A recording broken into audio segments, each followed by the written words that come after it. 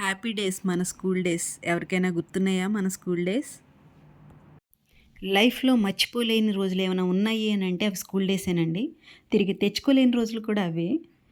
నా చిన్నప్పుడు కూడా నాకు చాలా మెమరీస్ ఉన్నాయండి. ఈ పిల్లల్ని చూస్తే నాకొకటి గుర్తొచ్చింది. నేను వానాకాలంలో ఇట్లానే వాన పడి రోడ్లన్నీ నిండిపోతే, మంచిగున్న రోడ్డు ఉన్నా కూడా నేను ఆ రోడ్లో ఎళ్ళేదాన్ని కాదు. కావాలని వాటర్ ఎక్కడుందో కావాలని అదే రోడ్లో ఎళ్ళేదాన్ని. మళ్ళీ వచ్చేదాన్ని, మళ్ళీ ఎళ్ళేదాన్ని. ఒక 2, 3 సార్లైనా తిరిగేదాన్ని. అప్పట్లో సరదా అలాగే ఉండేదండి. నాకని కాదు. చాలామంది అలాగే ఎంజాయ్ చేసినోళ్ళున్నారు. ఇప్పుడు పిల్లలకి ఛీ ఛీ ఛాఛా అంటున్నారు కానీ, అప్పుడు ఛీ అనిపిచ్చేది కాదు. అదే మాకొక ఆటలాగుండేది. అదొక సరదాలాగుండేది. మనం ఎక్కువ జర్నీ చేసేది మన స్కూల్ లైఫేనండి.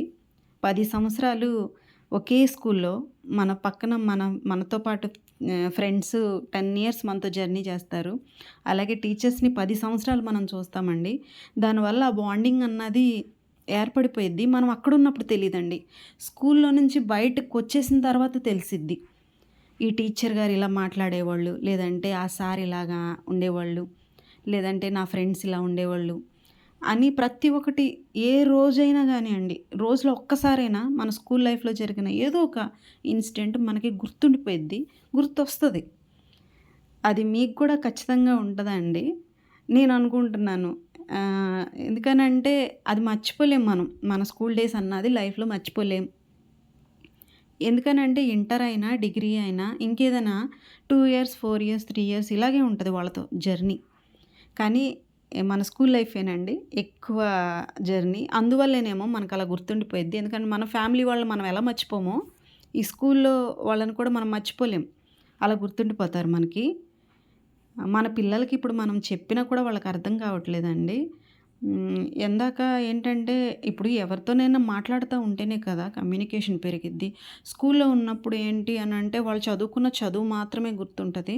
తప్పదు. అదొక ప్రెషర్ అయినా ఏదైనా చదవాలి కాబట్టి చదువుతున్నారు.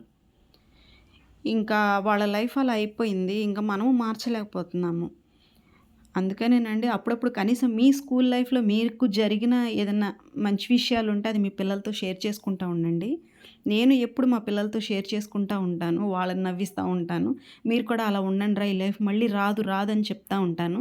అలాగే మా అబ్బాయికి చెప్పి వాళ్ళ లైఫ్‌లో చాలా వరకు ఎంజాయ్ చేసేలాగే చూసా నేను. ఎందుకనంటే స్కూల్ లైఫ్ తిరిగి తెచ్చుకోలేము.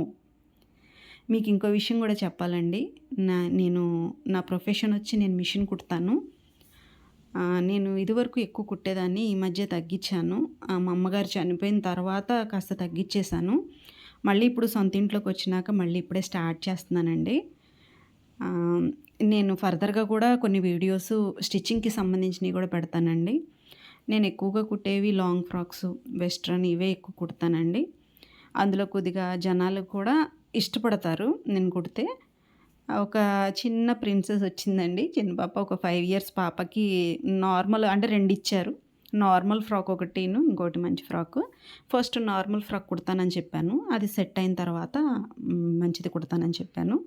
అయితే స్టిచ్చింగ్ అయితే చేసేసాను. రేపు ఆ పాప వచ్చిన తర్వాత ఒకవేళ వేసుకుంటే నెక్స్ట్ వీడియోలో ఏదైనా మీకు పెట్టడానికి, ఆ ఫోటో పెట్టడానికి ట్రై చేస్తాను. నచ్చితే ఒక లైక్ చేయండి.